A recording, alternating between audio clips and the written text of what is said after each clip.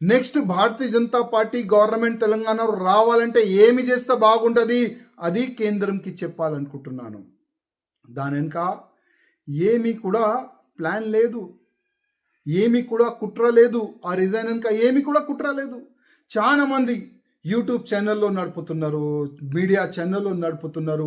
రాజాసింగ్కి direct Amit Shah phone చేసిండు, రాజాసింగ్కి కేంద్రం ఉన్న అధికారులు మెసేజ్ చేస్తున్నారు, నువ్వు ఎక్కడ పోకు, బీజేపీలో రా, మళ్ళొక్కసారి రా. అట్లాంటి కొన్ని ఫేక్ వార్తలు కూడా నడిపిస్తున్నారు.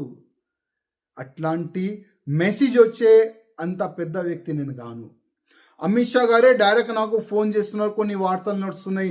నేను అంత పెద్ద వ్యక్తి కాను. ఎప్పుడు కూడా అమిత్ షా గారు నాకు ఫోన్ చేయలేదు, చెయ్యరు కూడా. నేను చాలా చిన్న వ్యక్తి, నేను చాలా చిన్న ఒక ఎమ్మెల్యే, ఒక కాన్స్టిట్యున్సీకి ఒక చిన్న ఎమ్మెల్యే. నాకు వాళ్ళు పెద్ద మనుషులు ఎక్కడ ఫోన్ చేస్తారు భయ్? నేను 5 years వరకు కేంద్రంకి లేఖ రాసిన, మెయిల్ చేసిన. తెలంగాణలో జరుగుతున్న తప్పుల గురించి నేను మెయిల్ చేసిన, లేఖ రాసిన. కానీ ఆ మెయిల్ కానీ ఆ లేఖ కానీ వాళ్ళ దృష్టికి వచ్చిందో లేదో తెలియదు. కానీ గతంలో అమిత్ షా గారు బేగంపేట ఎయిర్పోర్ట్లో వచ్చిన తర్వాత కూడా రిక్వెస్ట్ చేస్తారు, సార్ కలవాలి, చాలా తప్పులు జరుగుతున్నాయి తెలంగాణలో.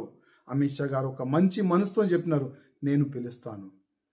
కానీ దానికైనా ముందే తెలంగాణలో ఏమైంది అందరికీ తెలుసు, చాలా తప్పు జరిగింది.